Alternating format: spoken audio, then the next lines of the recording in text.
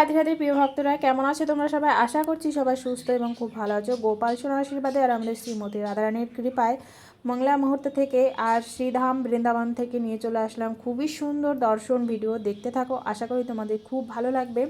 আর দেখতে পাচ্ছ মাতাজি কত আনন্দ করছে, মানে ভিডিও করছি তো সেখানে এসে আবার একটু নৃত্য করে দর্শন করালো তোমাদেরকে।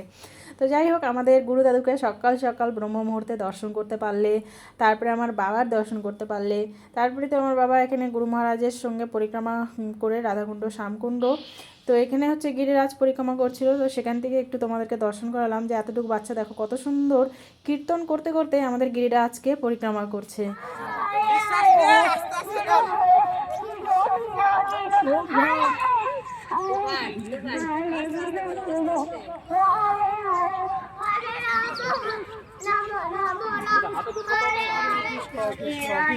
হরে হরে রাম হরে রাম রাম রাম হরে বলো।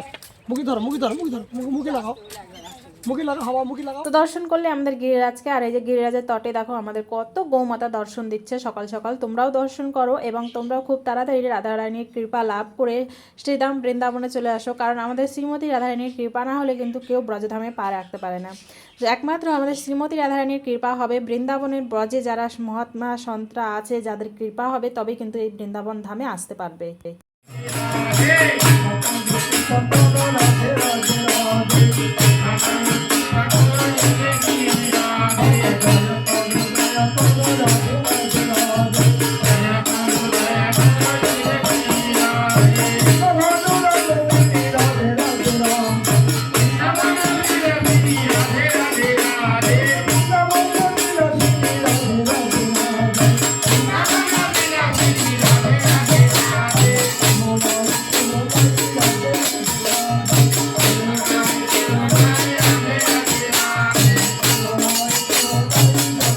কীর্তন শুনলে সকালবেলা বাবা কীর্তন করে আমাদের রাধা মদন মোহনের সামনে, তারপরে এখানে এই যে ফুলকপি আমানি করে নিচ্ছে পকোড়া ভাজার জন্য, আর এদিকে হচ্ছে খিচুড়ি।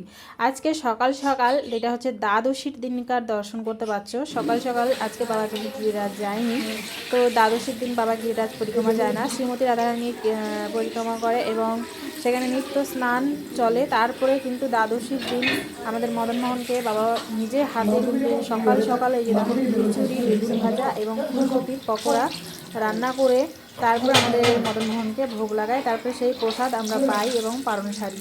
আর তারপরে এই প্রসাদই আবার খিচুড়ি অনেক ভক্তরা কিন্তু আমানে নিয়ে যায়, যেটা নিজেরা নিয়ে গিয়ে সেখানে ভগবানকে ভোগ লাগিয়ে তারপরে পায়। মানে অনেকে সকাল সকাল হয়তো রান্না করতে পারে না, যারা অনেকে মাতাজিরা থাকে এখানে একা একা, যারা সংসার ত্যাগ করে রাধারানীর চরণে পড়ে আছে, তো তাদের জন্য বাবা এখানে দেখো খিচুড়ি রান্না করে এবং আগের দিনই বলে দেয় পাঠে যে যারা নিতে চাও তারা কিন্তু সকালবেলা এসে নিয়ে যেতে পারো আমানি। তো এই যে দেখো অনেক মাতাজি এর আগে অনেকজন নিয়ে গেছে, আর তারপরেও এই যে নিয়ে যাচ্ছে, এক বাবাকে দর্শন করাচ্ছে এই যে মাতাজি। তো সবাইকে দেখো বেগুন ভাজা, পকোড়া আর গরম গরম খিচুড়ি আমানি দিয়ে দিচ্ছে, যাতে নিয়ে গিয়ে তারা তাদের গোবিন্দকে ভোগ লাগিয়ে তারা প্রসাদ পেতে পারে পারণ সারার জন্য। তো সবাইকে আমানি দিয়ে দিচ্ছে, আর আমাদের মদনমোহনের কিন্তু ভোগ লাগানো হয়ে গেছে, আর বাবা এখনও প্রসাদ পায়নি, আমরা সবাই মিলে একসঙ্গে পাবো বাবার সাথে। তো যাই হোক, সবাইকে দর্শন করালাম। আর এই যে এখনও অনেকটা পরিমাণে খিচুড়ি আছে, আবার কিছুটা খিচুড়ি বেঁচেও যায়, যেটা পরে দুপুরবেলা আবার যারা আসে ভক্তরা তাদেরকে কিন্তু সেই খিচুড়ি দিয়ে দেওয়া হয়। এবং রাস্তায় যারা, মানে রাস্তায় বলছি, পরিক্রমা করে যারা শ্রীমতী রাধারানীর, তো সেই পরিক্রমা মার্গের মধ্যেও কিন্তু সবাইকে ভক্তদেরকে এই খিচুড়ি দিয়ে দেওয়া হয়, নষ্ট একদমই করা হয় না।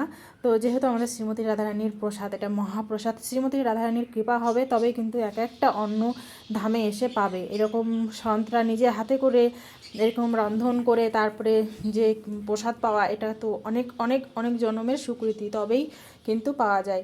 তো তোমাদের কেমন লাগলো আজকের এই ছোটো ভিডিওটা কমেন্ট করে অবশ্যই জানিও।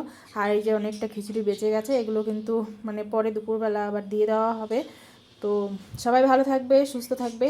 আর বাবা এখনই বেড়ে দিচ্ছে, কারণ খালি করে দিচ্ছে, যে রাস্তায় মানে পরিক্রমা মার্গে যারা পরিক্রমা করছে তাদেরকে এগুলো দিয়ে দাও। সবাই ভালো থাকো, সুস্থ থাকো, আমাদের গোবিন্দকে দর্শন করো। ভিডিওটা কেমন লাগলো সেটাও কমেন্ট করে জানিও। সবাইকে অনেক অনেক রাধে রাধে। কিছু জানার থাকলে কমেন্ট করে অবশ্যই জিজ্ঞেস করো। আমি যদি অধমের সামর্থ্য হয়, মানে তার মধ্যে যদি থাকে, তো তো অবশ্যই আমি কমেন্টে রিপ্লাই দিব। সবাই ভালো থাকো, সুস্থ থাকো, রাধে রাধে।